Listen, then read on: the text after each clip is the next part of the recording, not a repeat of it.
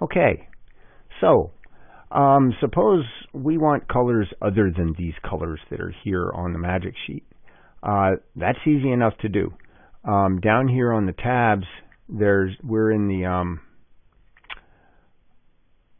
playback screen display. We're going to go to moving light controls.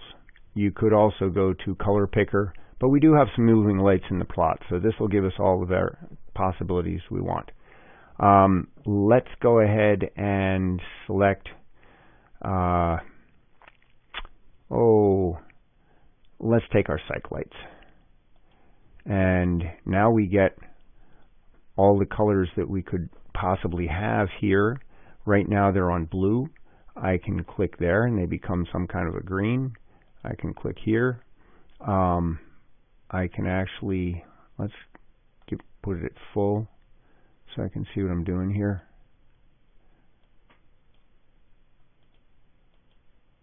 So you see I can make them whatever color I want. I can move this around. The triangle is showing you what colors the LEDs in these instruments can actually create. Because then it's not going to let you say, oh, I want the color to be here when it knows it can't get there. You can also go and say, oh, I want my reds at max. I want my greens at min, and put the blues wherever I want. I can use these wheels here to scroll up or down and change the color, and you can see that the XY changes over here. And the farther up I go, the faster it moves, and the farther down, the faster it moves in the other direction. And of course, the magic sheet is changing color as I go, which it's pretty cool. Another thing that we can do is we can choose color a different way.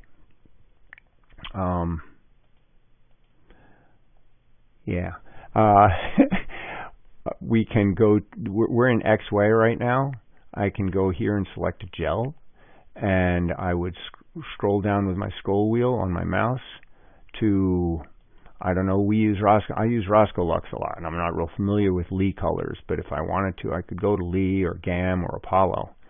But I'm in Roscoe, and suppose I want R80. It's always a fun color. Where did it go? There it is. So now it's going to do its best to get to Roscoe 80. And I can go back to my XY and see where that lands. And yeah, then I can record the cues the same way. If I want to look at that, I'll just click back over here to my playback screen. Actually, I can pull up a virtual keyboard right here, or I can pull it up here. But you don't need a virtual keyboard because you're going to be live.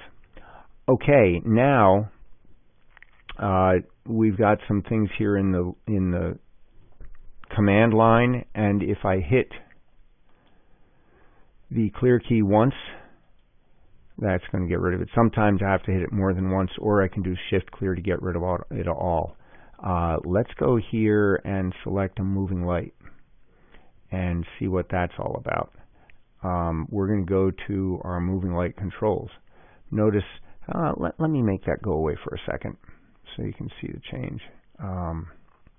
So go to Q, out, enter. I didn't do that right, sorry. I hadn't cleared the command line first. Go to Q, out, enter. Okay, now you'll see everything's clear here. And we're in our moving light control tab here. I got out of the playback screen. And let's choose channel 111.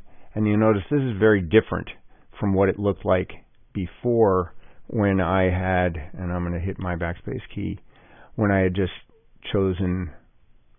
So if I just choose one of the regular LED lights, I can change colors, right? That's pretty much, and intensity, that's what I can do. But if I go and choose a moving light, well, there's all kinds of funky things here. There's pan and tilt, right? This is going to position it somewhere in the theater. You can also pan and tilt with the wheels, which might be a little easier. This is kind of difficult with a mouse to position the light that way. We've got intensity.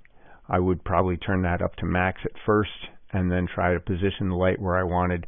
I would probably use the controls over here. This is using my scroll wheel, or you can just click and move the arrow there. There are gobos in these things. You can select different colors. It's got a color wheel. They are not LED. You can't make it any color under the sun, but you can make it some pretty cool colors here. There's a speed for it to get to a position. If you're going to use the moving lights, be careful, because you've got to position them in a previous cue and then turn them on, and then keep them in the same position in the next cue, and then turn them off, or then turn them off and keep them in position in the next cue. But I just wanted you to see where these are. I doubt these will come in handy if you need a special in a certain spot. These two are out on the truss, out in the house. These are on the ends of the first electric, and these are on the ends of the second electric. These wind up making pretty small spots on stage. These are reasonable size. But these, I suppose, if you go across the stage, could do pretty well. So anyway, that was fun, wasn't it?